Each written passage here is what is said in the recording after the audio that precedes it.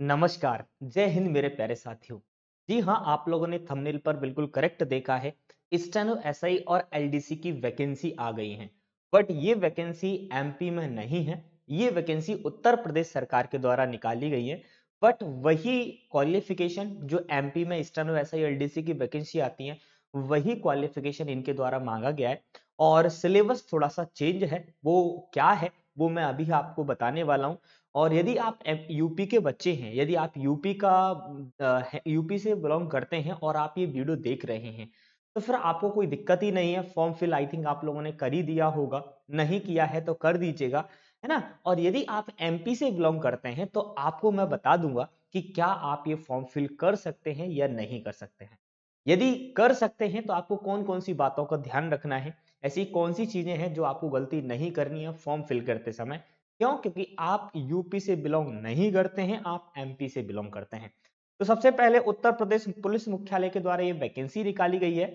और आपको पता है हमारे एमपी में ये 2 वैकेंसी आती हैं। एक आती है आपका पुलिस उप निरीक्षक और एक आता है सहायक उप निरीक्षक। यानी एक सूबेदार की आती है और एक सहायक सूबेदार की आती है। बट यहाँ किस नाम से आई है? पुलिस उप निरीक्षक। और यहाँ एक पुलिस और सहायक उप निरीक्षक और एक है पुलिस सहायक उप निरीक्षक लेखा और एक लिपिक और एक है आपका गोपनीय।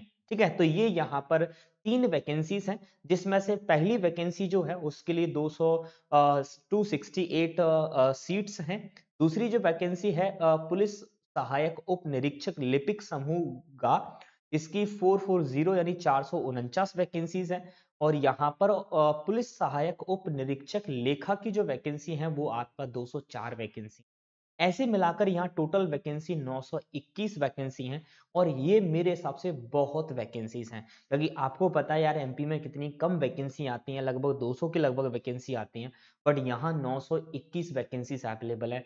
तो आप चाहें तो ये फॉर्म फिल करिए। यदि आप वेट कर रहे हैं स्टेनो एसआई का, तो ये आपके पास मौका है, आप फॉर्म फिल कर सकते हैं। ग्रेड पे यहाँ आपको पता है यार, देखो जी, आपका इसका जो ग्रेड पे है वो 4200 है। दूसरा 2800 और 2800 ग्रेड पे पर काम कर रहा है। यानी बहुत ही बेहतर सैलरी है। अगर देखा जाए तो ग्रेड पे एमपी से ज्यादा है, क्योंकि एमपी की जो एसआई वाली वैकेंसी होती है उसमें आई थिंक 3800 ग्रेड पे होता है। आई थिंक हाँ, आई थिंक 3800 ग्रेड पे होता है। बट यहाँ 4200 ग्रेड पे है ना? और यहाँ पर अलग अलग कैटेगरी की वैकेंसीज दी गई हैं। बट यहाँ यदि आप यूपी से बिलोंग करते हैं, तो आप जिस कैटेगरी से आप बिलोंग करते हैं, आप उस कैटेगरी में फॉर्म डालिए, कोई इशू नहीं है। बट यदि आप एमपी से बिलोंग करते हैं, यदि आप एमपी से आते हैं, तो बच्चों आप यहाँ पर अनारक्षक यानी जनरल कैटेगरी के अंदर ही फॉर्म डालिए। क्योंकि ये इंडिया गवर्नमेंट का रूल है, अगर कोई बच्चा अदर स्टेट का है और वो बच्चा किसी अदर स्टेट में जाके फॉर्म फिल करता है, तो उसे कोई रिजर्वेशन नहीं दिया जाएगा, वो जनरल कैटेगरी में ही काउंट किया जाएगा। तो ये बात आप लोग याद रखिएगा, यानी आपको जनरल कैटेगरी के अंदर ही फॉर्म फिल करना। जो फॉर्म फिल करने का प्रक्रिया है वो ऑनलाइन आवेदन हो रहे हैं। और ठीक है, ये 7 जनवरी से ये फॉर्म फिल होना स्टार्ट हो जाएंगे। आई थिंक अभी भी ये फॉर्म फिल होना स्टार्ट नहीं हुए हैं, कब से स्टार्ट हो जाएंगे? 7 जनवरी से एसआई के फॉर्म एएसआई के फॉर्म फॉर्म फिल होना स्टार्ट हो जाएंगे, है ना? आप कब तक फॉर्म फिल कर सकते हैं? 28 जनवरी तक आप ये फॉर्म फिल कर सकते हैं। अगर आपको कोई संशोधन करना है तो आप वो 30 जनवरी तक कर सकते हैं। यानी आपके पास टोटल 1 महीना है, यानी जनवरी जनवरी में आप ये काम कर सकते हैं। लास्ट डेट जरूर याद रखिएगा, 28 जनवरी तक ये आपका फॉर्म फिल करना ही है, हाउ एनी कंडीशन पर। मैं यहाँ आपको एक सजेशन दूंगा बच्चों की, आप लास्ट डेट के लिए मत रहिएगा, आप पहले ही फॉर्म फिल कर दीजिएगा। यहाँ शुल्क की बात करें तो 400 रुपए यहाँ शुल्क है भर्ती प्रक्रिया का। और अलग अलग कैटेगरी का अलग अलग होगा। बट यहाँ पर आप लोग अगर एमपी से बिलोंग कर रहे हैं, तो आप यूपी में जनरल कैटेगरी में ही जाएंगे और आपको यहाँ पर 400 रुपए ही देने होंगे, है ना? 400 रुपए से कोई कम यहाँ फॉर्म का नहीं लगेगा। अगर आप फॉर्म बाहर भरवाते हैं तो हो सकता है कि 50 रुपए फॉर्म फिल करने वाला ले ले और 400 रुपए पोर्टल चार्ज लगा। अब यहाँ हम शैक्षणिक अर्हता की बात कर लेते हैं, मतलब कि क्वालिफिकेशन की बात कर लेते हैं, क्वालिफिकेशन क्राइटेरिया क्या है। तो जो पुलिस उप निरीक्षक है यानी गोपनीय पद जो है, उसके लिए आपको किसी भी विश्वविद्यालय से क्या होना चाहिए? स्नातक होना चाहिए, यानी आपने ग्रेजुएशन करा होना चाहिए।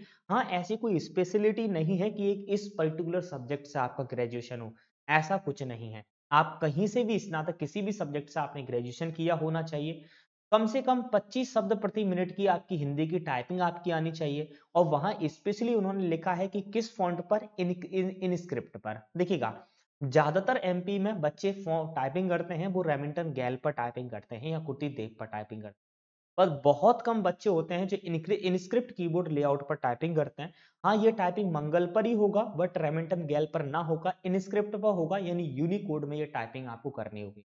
कम से कम 30 शब्द प्रति मिनट की आपको अंग्रेजी की टाइपिंग करनी होगी, यानी हिंदी की आपको 25 वर्ड प्रति मिनट टाइपिंग की स्पीड आपको वहां आनी चाहिए। और 30 वर्ड पर मिनट की स्पीड जो है आपकी इंग्लिश की होनी चाहिए।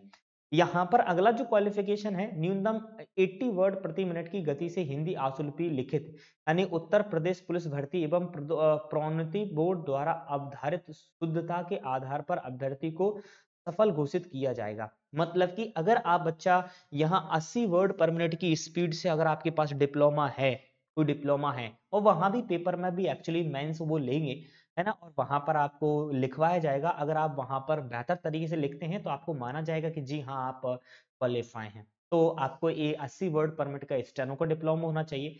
साथ साथ ही आपको पास एक कंप्यूटर का ओ लेवल का डिप्लोमा होना चाहिए, कंप्यूटर का ओ लेवल। अब हमारे यूपी वाले जो बच्चे होंगे उन्हें तो पता होगा कि ये ओ लेवल डिप्लोमा क्या होता है। आपने देखा होगा एडीसीए नाम का एक डीसीए होता है उत्तर प्रदेश में, तो जिसे हम ओ लेवल डिप्लोमा की कैटेगरी दे देते हैं। और एमपी वाले बच्चे परेशान हो जाएंगे कि सर ये ओ लेवल डिप्लोमा है क्या। तो यार, जो ओ लेवल जैसे उत्तर प्रदेश में एडीसीए होता है, वैसे हमारे एमपी में के अंदर डीसीए होता है। तो यदि आपके पास ओ लेवल का मतलब होता है यार 1 ईयर का एक डिप्लोमा आपके पास होना चाहिए, तो 1 ईयर का डिप्लोमा, कंप्यूटर डिप्लोमा डीसीए, तो एमपी वाले बच्चों का डीसीए यहाँ चल जाएगा, कोई इशू वाली बात नहीं है। यहाँ अगली जो पोस्ट है उसके लिए यदि हम बात करें दोस्तों, तो अगली जो पोस्ट है वो है पुलिस उप सहायक निरीक्षक की। उसके लिए भी आपके पास ग्रेजुएशन होना चाहिए, 25 प्रति वर्ड प्रति मिनट हिंदी की टाइपिंग क्वालिफाई होना चाहिए। इंग्लिश की टाइपिंग आपको पता है यहाँ पर कितनी होनी चाहिए दोस्तों, 30 वर्ड पर मिनट होनी चाहिए। वो भी आपको पता है कि इनस्क्रिप्ट कीबोर्ड पर हिंदी टाइपिंग होनी चाहिए। दूसरी वाली बात यहाँ है, यहाँ भी आपके पास ओ लेवल कंप्यूटर का डिप्लोमा होना चाहिए। मतलब कि यहाँ भी आपका डीसीए चल जाएगा। यदि आपने आई थिंक सीपीसीटी क्वालिफाई कर रखा है और आपने डीसीए कर रखा है और आपके पास 80 वर्ड पर मिनट का डिप्लोमा है, तो आप ये फॉर्म फिल कर सकते हैं, पहला वाला। बट उसके बाद सहायक उप निरीक्षक का फॉर्म के लिए आपको स्टेनो की आवश्यकता नहीं है। ओनली आपके पास टाइपिंग का डिप्लोमा है, और यदि आपके पास कंप्यूटर का डिप्लोमा है तो आप आसानी से कर सकते हैं, ये फॉर्म फिल कर सकते हैं, आपको कोई समस्या वाली बात नहीं। दूसरी वाली बात है पुलिस उप सहायक निरीक्षक लेखा का जो है, उसमें भी आपके पास ग्रेजुएशन होना चाहिए, है ना। देन इसके बाद 15 प्रति वर्ड प्रति मिनट की हिंदी की टाइपिंग होना चाहिए। यहाँ इंग्लिश की टाइपिंग की आवश्यकता नहीं है, ठीक है। 15 चलेगा, दोनों में 25 है, यहाँ 15 है। और दूसरा, यहाँ भी ओ लेवल का यानी कंप्यूटर के डिप्लोमा होना चाहिए, और वो मैंने आपको पहले बता दिया है कि भैया ओ लेवल डिप्लोमा होता क्या है। नीचे इन्होंने थोड़ा सा टिप्पणी लिखकर क्वालिफिकेशन का बताया हुआ है कि आपका ये ओ लेवल डिप्लोमा कहाँ से होना चाहिए। DOEACC या फिर NIELIT एक संस्थाएं होती हैं जो कंप्यूटर के डिप्लोमा आपको अवेलेबल करवाती हैं। तो माखनलाल यूनिवर्सिटी के अंतर्गत जो डीसीए का कोर्स होता है वो एक्चुअली में इसी के अंतर्गत आता है, तो आपको इतना टेंशन लेने की आवश्यकता नहीं है, ठीक है। तो आपका डीसीए चल जाएगा, ऐसी कोई बड़ी बात नहीं। यहाँ एज की अगर बात की जाए तो दोस्तों, अभ्यर्थी का 1 जनवरी 2023 को 21 वर्ष की आयु पूर्ण कर ली हो। मतलब ऐसा बच्चा जिसने 1 जनवरी, सॉरी क्षमा चाहता हूँ, 1/7/2023 को, 1/7/2023 को अगर वो 21 वर्ष का हुआ है तो ही वो फॉर्म फिल कर सकता है।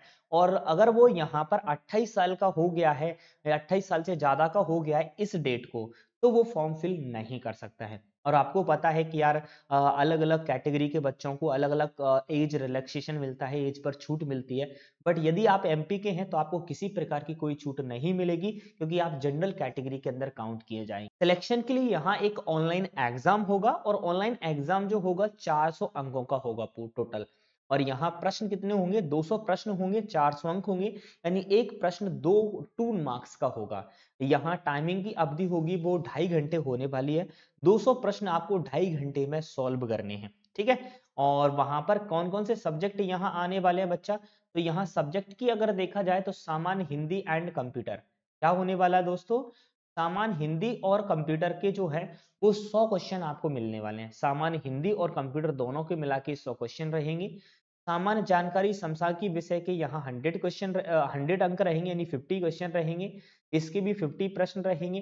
देन संख्यात्मक एवं मानसिक योग्यता के बच्चों 50 प्रश्न रहने वाले हैं और यहाँ पर मानसिक अभिरुचि परीक्षा बुद्धिक तार्किक यानी रीजनिंग के भी 50 प्रश्न होने वाले हैं। यानी यहाँ पर बच्चों हिंदी और कंप्यूटर के 50 प्रश्न होंगे। आपका जीके का 50 प्रश्न होगा, मैथ के 50 प्रश्न होंगे, देन रीजनिंग के भी 50 प्रश्न होंगे। इस प्रकार से टोटल 200 प्रश्न होंगे और आपका पूर्णांक जो होगा बच्चों वो 400 अंक का होगा, है ना।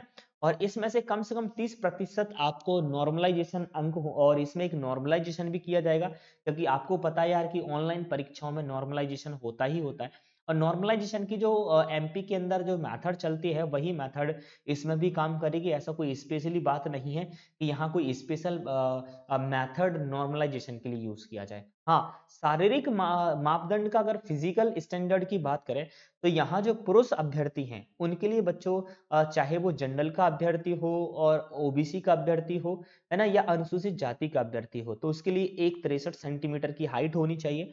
और अनुसूचित जनजाति का अगर वो अभ्यर्थी है तो उसके लिए 156 सेंटीमीटर की हाइट होनी चाहिए, है ना, ये बात है। सीना के लिए आपको पता है कि भाई यहाँ पर 72 सेंटीमीटर बिना फुला होना चाहिए, फुलाकर 82 सेंटीमीटर होना चाहिए। और जो अनुसूचित जनजाति है उसके लिए 75 सेंटीमीटर बिना फुला होना चाहिए और 80 सेंटीमीटर जो है वो फुलाकर होना चाहिए, ठीक है। तो ये दो दो सेंटीमीटर की एक्चुअली यहाँ छूट दी गई है।